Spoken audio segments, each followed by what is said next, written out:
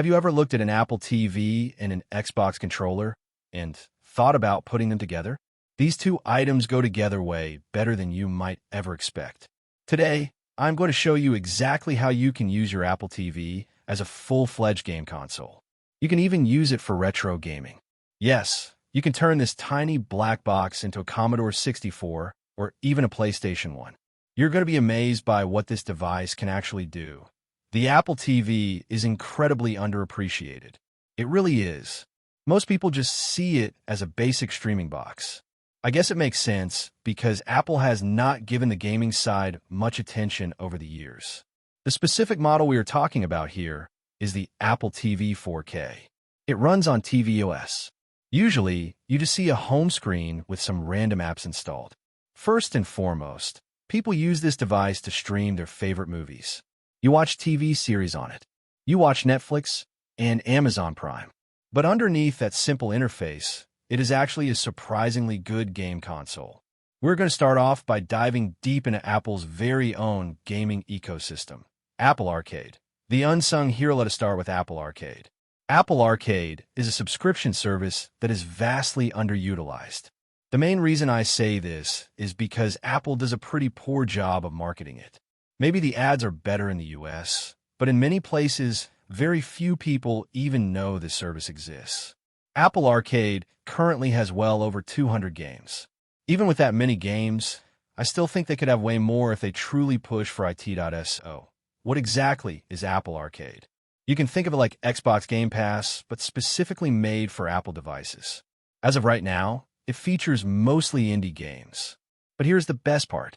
Every single game on Apple Arcade is a complete game. There are absolutely zero in-app purchases. That single fact makes the service incredibly interesting to me. There are so many games out there that you would never normally buy. You might not want to spend money on a game if you do not know what it is about. But with a subscription, you just try it. If you have ever used Xbox Game Pass, you know exactly what I mean. You download a random game, try it out, and suddenly you are hooked. I tried out a game called Sneaky Sasquatch recently. It started off looking like just another standard mobile game. But let me tell you, it is amazing. I think I have logged over 10 hours in it already. Performance. The performance in Apple Arcade is fantastic.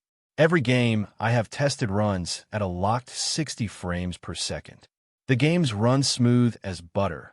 Availability. Sadly, not all Apple Arcade games are on the Apple TV. This is likely due to touch support requirements. Games like Goat Simulator and Stardew Valley are only on the iPhone or iPad. I really think Apple should just make them all available on the TV. Pricing.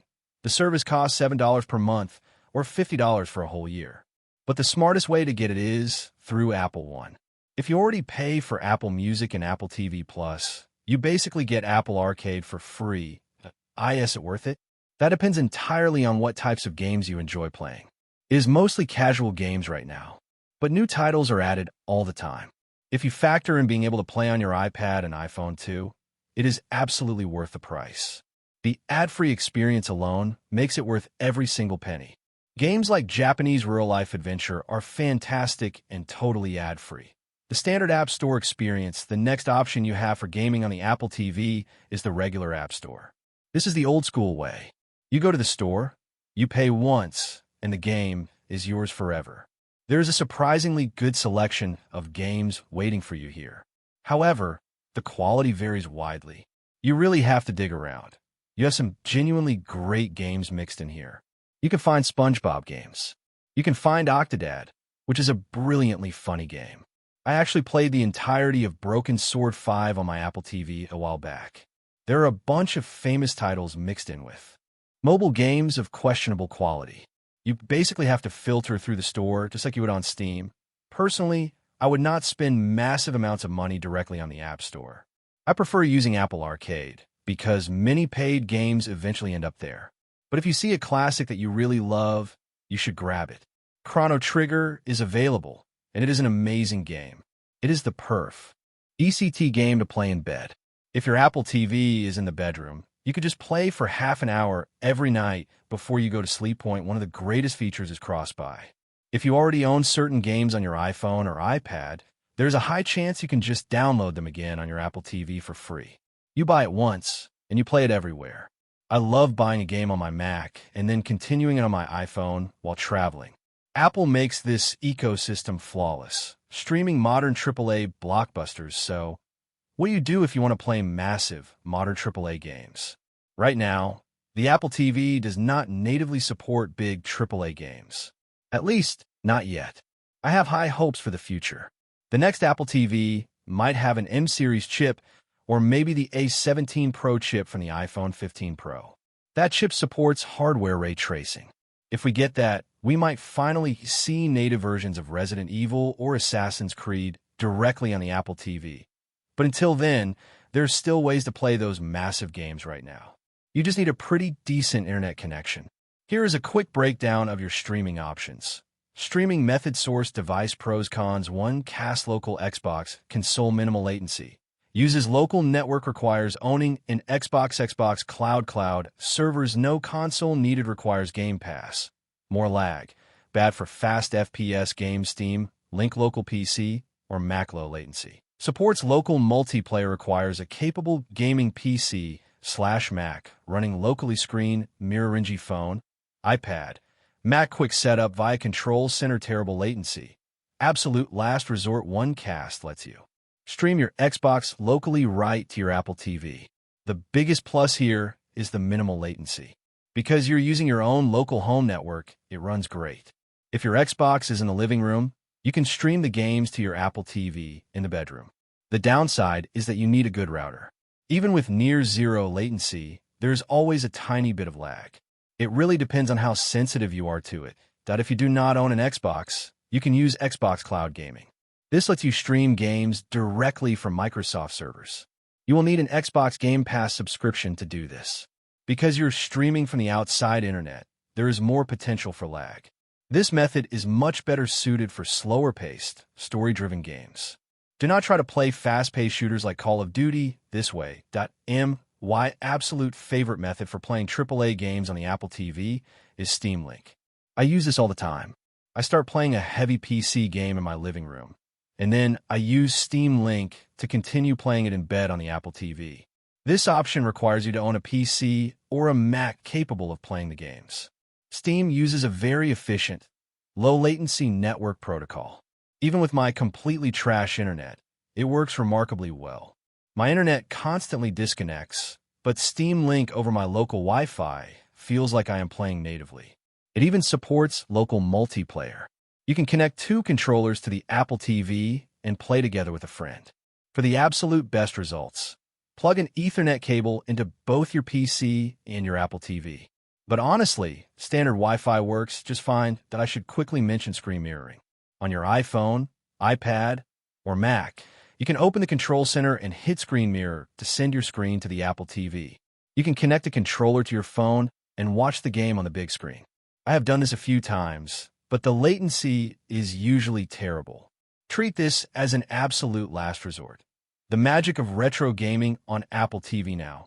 Let's talk about retro gaming. Oh yes, the Apple TV is an absolute beast for retro games. Do you want to turn it into a Super Nintendo? No problem. PlayStation 1? Easy. Atari? Done. The app you need is called RetroArch. RetroArch lets you play classic games natively on the Apple TV. There is no cloud gaming. There is no streaming. Everything runs locally right on the box. You just open the App Store and download RetroArch. This incredible app has emulators for over 30 classic game systems built right in. The Apple TV runs these games flawlessly. If you are unfamiliar with RetroArch, it is basically an all-in-one hub. It has all these different consoles packaged together. You simply transfer your legally obtained digital copies of your games over to the device. Voila! You have a massive retro arcade in your living room. It has not been on the Apple TV for very long. When it first came out, I thought there was no way it would run well. I was completely wrong. It works beautifully. I have tested the latest PlayStation 1 games, and they run with zero issues. Like all emulation, some games work 100% perfectly, and others might have glitches. You just have to test them. Thankfully, RetroArch provides multiple different emulators for each console. If a game crashes on one, you just switch to another. There's one major issue you need to know about.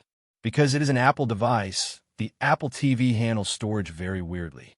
It does not have persistent storage.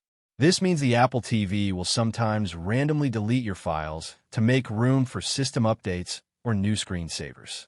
People were losing their games and save files randomly. Sometimes it happened after 2 days. Sometimes it took 2 months to get your games onto the system.